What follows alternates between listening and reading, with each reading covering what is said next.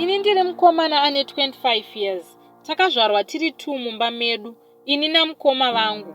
Vabereki vedu vakashaya ini ndiri mudiki, so ndakarerwa nagogo, vakazoshaya ndava grade 7.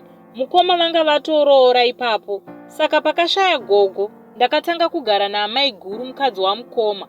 Mukoma nguva zhinji yavo yaive yekugara vari kubasa, vakanga vasingachauyi kumba, so Maiguru vakatanga kundibata chibharo nguva nenguva, vachindishungurudza, ndichinyimwa chikafu ndichirohwa, vachindituka ngoudza munhu chete, zvatinoita ndinokudzinga pamba pangu, ukagara musango. So ndakabva ndangonyarara kusvika Maiguru vandipa chirwere cheshura matongo. Mukoma vakandirova vakanditi mupana chirwere wacho wanepi. Ndakatadza kana kutaura nekuti ndaitya. And to cut my story short, musi wa 2 October last year, Mukoma naMaiguru vakanditora kuno kunyika yavatorwa, ndiri Pretoria. Tava kundidya moyo kubva zvandasvika pamba pavo.